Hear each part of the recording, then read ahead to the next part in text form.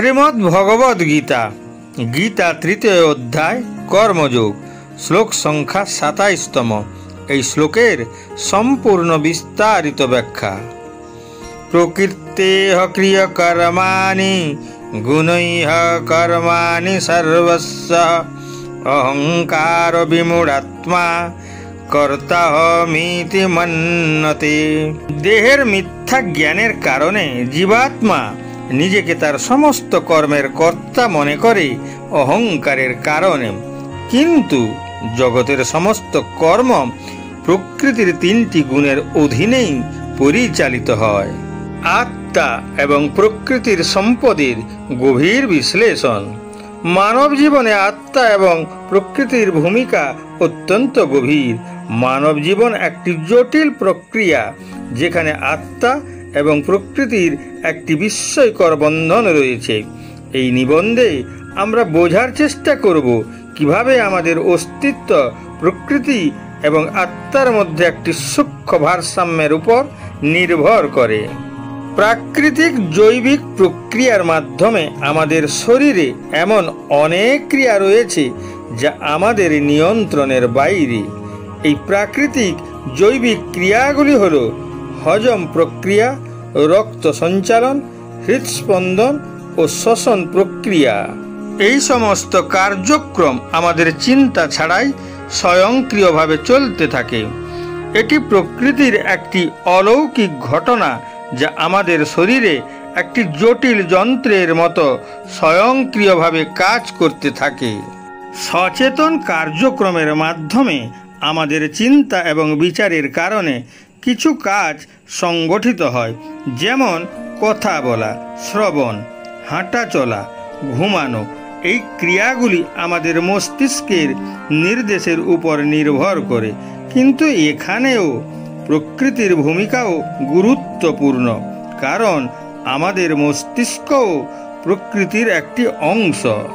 প্রকৃতির আশ্চর্যজনক সৃষ্টি ত্রিগুণ নীতি। প্রকৃতির এই তিনটি গুণ হল সত, রজস ও তমস। এই তিনটি গুণ একসাথে আমাদের শরীর ও মন গঠন করে। এই ত্রিগুণ নীতি আমাদের ব্যক্তিত্ব ও আচরণকে প্রভাবিত করে। প্রকৃতি এবং শরীরের মধ্যে অবিচ্ছেদ্য সম্পর্ক। তরঙ্গ যেমন সমুদ্র থেকে অবিচ্ছেদ্য, তেমনি আমাদের দেহ প্রকৃতি থেকে অবিচ্ছেদ্য।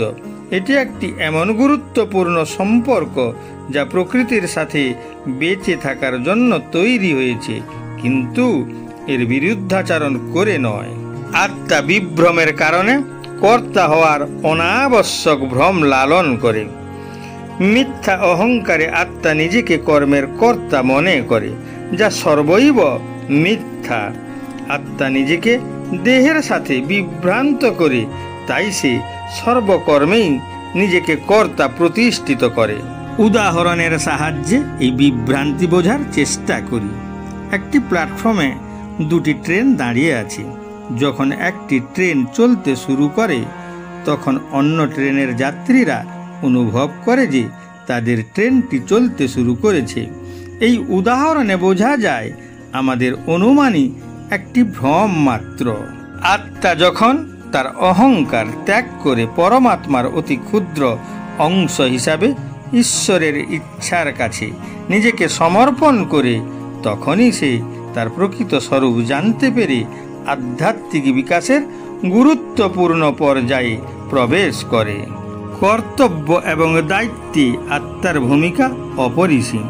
যদিও আত্মা নিজে কোনো কাজ করে না, তবুও ইন্দ্রিয়, মন ও বুদ্ধিকে পরিচালনা করে।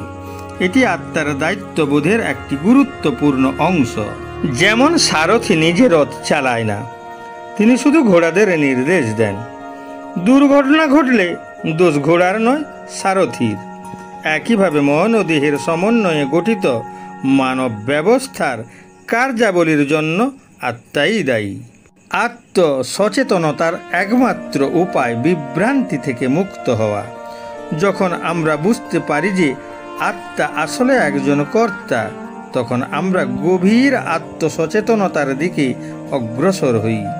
এই উপলব্ধি আমাদের জীবনের প্রতি একটি নতুন দৃষ্টিভঙ্গি দেয়।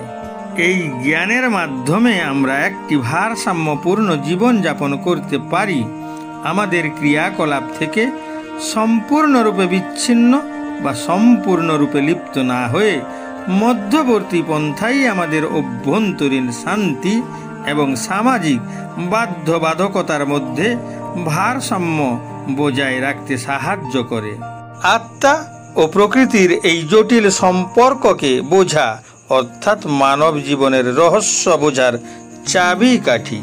এই জ্ঞান শুধুমাত্র আমাদেরকেও আরও ভালোভাবে বুঝতে সাহায্য করে না, অন্যদেরকেও এবং সমস্ত সৃষ্টির প্রতি আমাদের দৃষ্টিভঙ্গিকেও পরিবর্তন করে।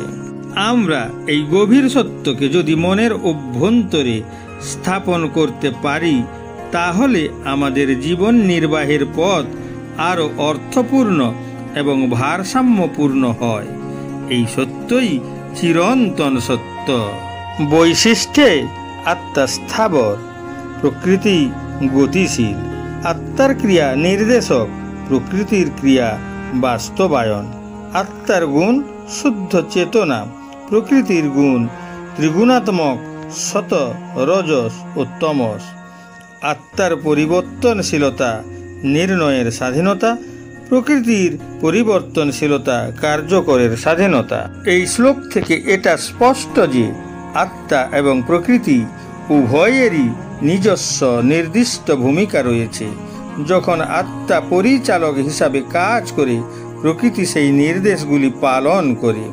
এই বোঝাপড়া আমাদের জীবনে ভারসাম্য আনতে এবং আত্ম উপলব্ধির দিকে এগিয়ে নিয়ে যেতে সাহায্য করে।